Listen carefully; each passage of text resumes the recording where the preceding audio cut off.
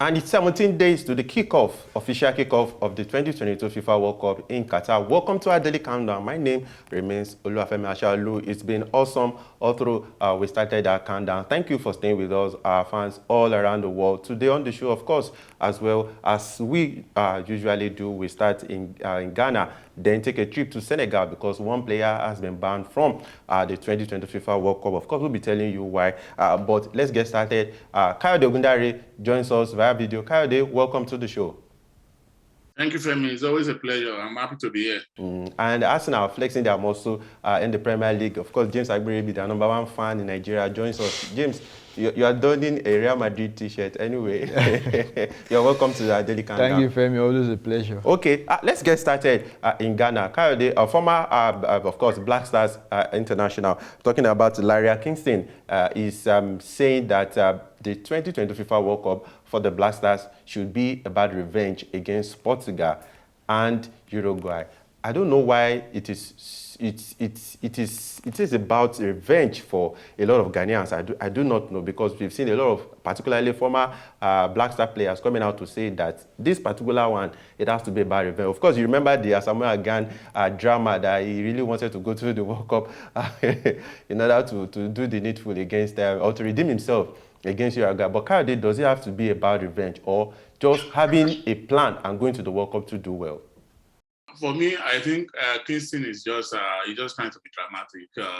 It is about there's a backstory to this fixture, because we remember what happened the last time these two teams met. But it's not about revenge. It's about going there to do the needful. If you have at the back of your mind that you're going to take revenge, this is not Nollywood, Femi, where the bad guys do something, the good guys come, and at the end of the day, the good guys win over the bad guys. In real life, the bad guys win over and over again. So if you say you are going there to revenge, what if they knock your teeth back again? So for me, it's about going, having a good game, giving a good account of yourself, and leaving everything there on the pitch. Whatever comes out of it, you should be satisfied that you have done your best. Is your best good enough to win? Fine. If it's a draw that you get, fine. Even when you lose gallantly. Let people say, you know what, these people gave their best, even though it was not enough. So when you talk about revenge, it has a reverse advantage sometimes, that it boomerangs because you are not focused on the job. This is a 90 minutes game. You're going there to play to win. Whatever backstories you have, forget about the backstories. Face the present. That is the game against Portugal, and just make sure that you get something out of it. Okay, thank you, Kayode. James, Kingston said in 2014 they lost to Portugal, and of course in 2010, of course, it's still the image still plays back. Yeah, he said against Portugal, the team must see it as a chance to take revenge after losing to them in 2014. But Uruguay game will be something else. He said, I believe the team must do everything to beat Uruguay, to put the entire continent at peace after what Suarez did to Africa in 2010. Do you agree with Kayode, James? Yeah, I mean, when you're going to the World Cup, with revenge in your mind. I mean, you're just going, you go there at the end of the day, you mess yourself up. I mean, all this the country that you are thinking of, they don't even, I think they moved on. They are preparing for the World Cup. They're thinking of how to, put up a good performance. Fine, what happened in that 2010 was very painful, but I mean, you have to let it go. That they are still talking about after many years. Remember, from 2014, we've had 2018 World Cup. Yeah. Now you're still talking about revenge. I mean, I don't know. Even what really happened after the Ambo incident, you had the penalty. The culprit was sent off, and it was only for Asamoah Gyan to miss the penalty. I mean, so whose fault? You had. I didn't mean the referee didn't see it, or you say okay. Justice, but you didn't take your opportunity. Yeah. I mean, even the game against, say you want to have revenge against Portugal. I mean, they beat you fair and square. So I don't know. So all this talk about revenge, and these players don't need all this. What they have to do? Focus, concentrate, have good preparation, make sure the coach pick the right players. Okay, if you go to the World Cup and say, okay, you beat maybe Portugal, then you lose the many, you're out already. I mean, so what's the essence of your revenge? So just go there and get the right preparation and play the good football and come out. Think of how you're even going to come out from the group, because nobody's even rating Ghana ahead of the other three. Remember what the South Korean sport minister if the vice president that said it's unconditional. What did he say? So which means nobody's even rating. I mean, if someone from South Korea can say that, I mean, it just goes to show that you just have to take all these things and make sure you do the right thing. You have to do the talking on the pitch. So Lara Kingston should just, all he needs now is just encourage these guys, give them motivation. But all they talk about revenge, they'll go there and they'll just embarrass themselves again. I just hope, because of this revenge song everyone is singing in Ghana, I hope it won't be Uruguay doing a double on the Black Star. So to say, okay, let's go to Senegal now. This young star, very, very talented, skillful guys. I'm talking about Keita Balde. He won't be going to the 2025 World Cup after, while he was in Italy with Cagliari, he missed a drug test. And I think during the process, he didn't return, or he didn't turn up samples as at when stipulated, and by the time the sample was done, it was actually negative. But the anti-doping agency in Italy said, of course, he flouted the process. Therefore, they placed a ban on him. He currently plays with Sparta Moscow in Russia, and FIFA has come out to say that since the Italian anti-doping agency has placed a ban on him, they are adopting the ban. Therefore, we'll be going to the World Cup. Kayode, this is rather sad.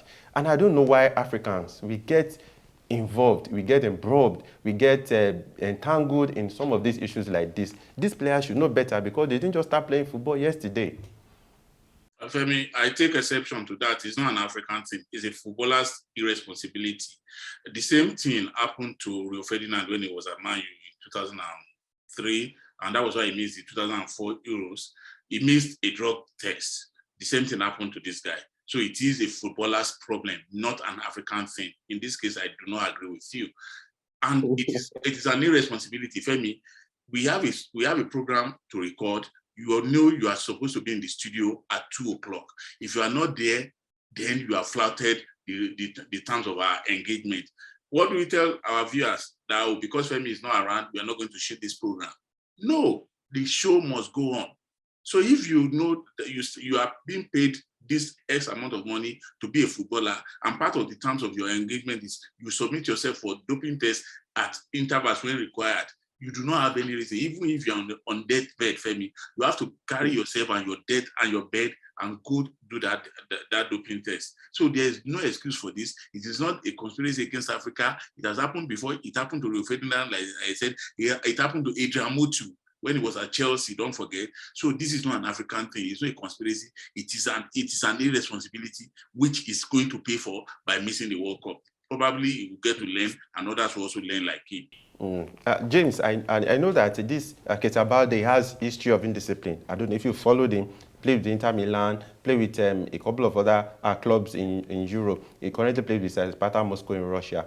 But like we've said, you knew the process, you knew what you're expected to do as a footballer. And I learned that the players are picked at random. Yeah. They can't, because everyone cannot be tested. Yeah. And since you were picked, you're supposed to return samples for whatever the anti-doping wanted to do. But he didn't return it at a stipulated time, and they said he flouted the process. Therefore, it's going to cost him a World Cup. Yeah. Some tournament that people like Ryan Giggs, some football agents, never had the opportunity to even play with. Yeah, he had the opportunity and he has thrown that away. I even want to back what Kayode said. Even apart from footballers, most athletes do these things. I remember in 2004 Athens Olympics, 2 athletes from Greece, I think, they staged their own accident. They were to go for a doping test. They now said they had a mini accident, and at the end of the day, they were caught. So it just goes to show that it's not just footballers thing. Most athletes, they do this thing just to be, maybe they are trying to hide something. Because if you don't have anything to hide, why they won't win any medal. Exactly. In the case of Balde, I don't know.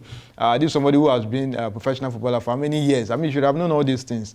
So, I mean, it's not going to cost him the World Cup. I mean, after playing all the qualifiers and everything, when how many days to the World Cup, you're now being kicked out because of something that's even avoidable, which means you caused it yourself. I mean, you've done the hardest part. helping your country to qualify. And he now could you're have not played going a to be part there. in the attack for Senegal. Exactly. I mean, so he had himself to blame. I mean, you've been in Europe for many years. You know, this is a system that works. This is not Africa, this is where not anything Africa. happens. Exactly, where you can just, do things the way you like. There, they follow everything. So for me, it's such an unfortunate incident. But I mean, just to serve others. This is a big lesson to others that you don't joke with things like this. You're a professional. That's why they say professional athletes. He's not just anybody. He's just not an amateur. You're somebody that has been in the system. So, I mean, you just have to face the consequences because he cost him himself. And FIFA came out with a statement. They said, however, in accordance with the disciplinary code, any doping-related sanction imposed by another national or international sport association, National Anti-Doping Organization is automatically accepted by FIFA and must be recognized by all confederations and associations. Kayode, we're about to leave the studio now. I don't know, how do you think Aliou Cisse will feel about this? Because I'm sure he must have been counting on him for, at least in the attack, because if you really look, Ismaila Sarr, you have Sadio Mane, then you have, maybe it will have been, if you ask me, in that pecking order, it will be this Balde Keita. Yeah. But unfortunately, Senegal, they will have at least a man shot, quality shot in the attack. Kayode, as we leave the studio. It's better than being injured, because if he had been injured in the course of the competition or in preparations, then Cisse's hand will be forced. Now he knows ahead of time that he's not going to have this player, so he can give other players the opportunity, and you never can tell. Maybe this is God's way of giving another player the chance to shine. If he had been there, probably that player would not have the opportunity. God works in mysterious ways. So he should learn his lessons from this and come back a better player and a better human being. There's nothing to gain by being arrogant and unruly. All right. Thank you, Kayode. Thank you for joining us. Please don't run off to Qatar yet, of course, or at least until we finish our daily countdown. James, thank you for coming. Thank you, Femi. And to our producer, of course, for putting this up for us every day. We appreciate you. Join us tomorrow for daily countdown. It will be 16 days to the commencement of the World Cup. Until tomorrow, bye for now.